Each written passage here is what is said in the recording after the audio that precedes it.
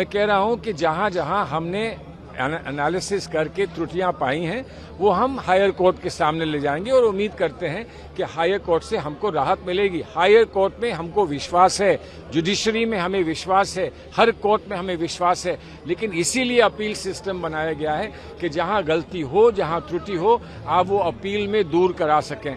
तो वो अनुराग ठाकुर को फैसले नहीं सुनाने की आवश्यकता है, जब फैसला आएगा तब बात करेंगे। लेकिन ये मामला जो है ये उस फैसले के बारे में नहीं है, सिर्फ ये उस फैसले के बारे में नहीं है, वो तो वकील हैंडल करेंगे। ये इसका क्या प्रभाव भारत के लोकतंत्र पे पड़ रहा है उसके बारे में है। क्या ऐसा होना चाहिए? क्या हम एक कानून बनाएं जिसमें जो आदमी कत्ल करता है उसको पार्लियामेंट से बाहर रखें और उसी कानून में जो आदमी सच बोलता है उसको पार्लियामेंट से बाहर रखें? इसमें कुछ अंतर है कि नहीं? तो ये तो बड़े कोर्ट के सामने, हाई कोर्ट के सामने, सुप्रीम कोर्ट के सामने हम रखेंगे, उनका जो फैसला होगा उसके बाद बात करेंगे। सर, आपने बड़ी बात कही कि आपको भी लगता है क्या इस बात का रिव्यू होना चाहिए कि किस तरीके के कानून हो, किसी भी सांसद को, किसी भी चुने हुए प्रतिनिधि को डिबेट करने के लिए एक बार रिव्यू होना चाहिए? जो यकीनन इस बात को हम रखेंगे हाई कोर्ट, सुप्रीम कोर्ट के सामने होना चाहिए। आप छोटी छोटी बात पर अगर किसी को निकाल देंगे ये कहकर के देखिए कानून कहता है कि आपको निकलना है और ये ऑटोमेटिक है और ये सब, तो फिर तो आप पता नहीं कितने लोगों को कहां तक निकाल देंगे। इधर डेफेमेशन किया, इधर कन्विक्शन लिया, इधर बाहर किया, इधर डेफेमेशन केस किया, इधर कन्विक्शन किया, इधर अगर किसी को ट्रैफिक वायलेशन किया इधर से उसको बाहर किया, तो फिर कहां पर पार्लियामेंट चल पाएगी? सर, एक आखिरी सवाल और बड़ा गूढ़ सवाल है।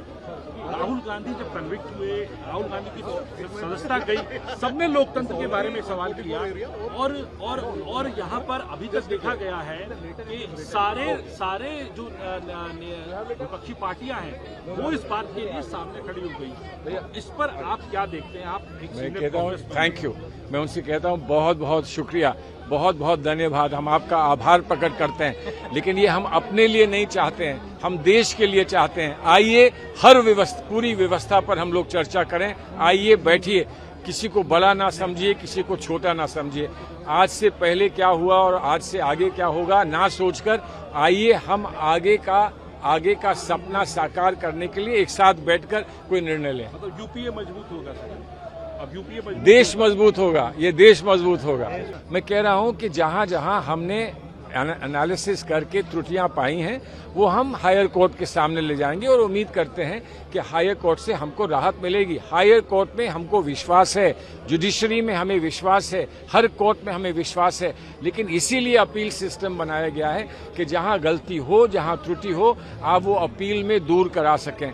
तो वो अनुराग ठाकुर को फैसले नहीं सुनाने की आवश्यकता है, जब फैसला आएगा तब बात करेंगे।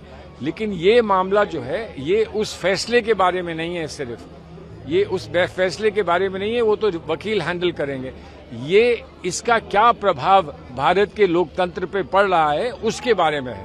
क्या ऐसा होना चाहिए?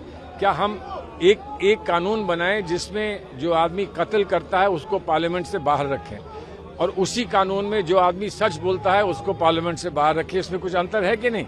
तो ये तो बड़े कोर्ट के सामने, हाई कोर्ट के सामने, सुप्रीम कोर्ट के सामने हम रखेंगे, उनका जो फैसला होगा उसके बाद बात करेंगे। सर, आपने बड़ी बात कही कि आपको भी लगता है क्या इस बात का रिव्यू होना चाहिए कि किस तरीके के कानून हो, किसी भी सांसद को, किसी भी चुने हुए प्रतिनिधि को डिबेट करने के लिए एक बार रिव्यू होना चाहिए? यकीनन इस बात को हम रखेंगे हाई कोर्ट, सुप्रीम कोर्ट के सामने होना चाहिए। आप छोटी छोटी बात पर अगर किसी को निकाल देंगे ये कहकर के देखिए कानून कहता है कि आपको निकलना है और ये ऑटोमेटिक है और ये सब, तो फिर तो आप पता नहीं कितने लोगों को कहां तक निकाल देंगे। इधर डेफेमेशन किया, इधर कन्विक्शन लिया, इधर बाहर किया, इधर डेफेमेशन केस किया, इधर कन्विक्शन किया, इधर अगर किसी को ट्रैफिक वायलेशन किया इधर से उसको बाहर किया, तो फिर कहां पर पार्लियामेंट चल पाएगी? सर, एक आखिरी सवाल और बड़ा गूढ़ सवाल है।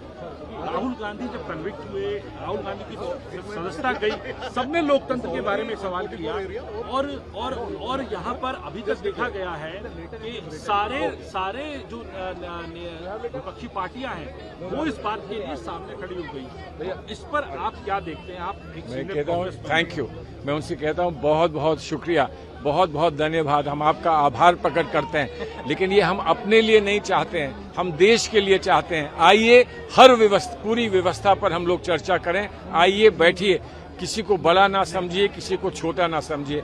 आज से पहले क्या हुआ और आज से आगे क्या होगा ना सोचकर आइए हम आगे का सपना साकार करने के लिए एक साथ बैठकर कोई निर्णय लें। मतलब यूपीए मजबूत होगा सर, अब यूपीए देश मजबूत होगा, ये देश मजबूत होगा।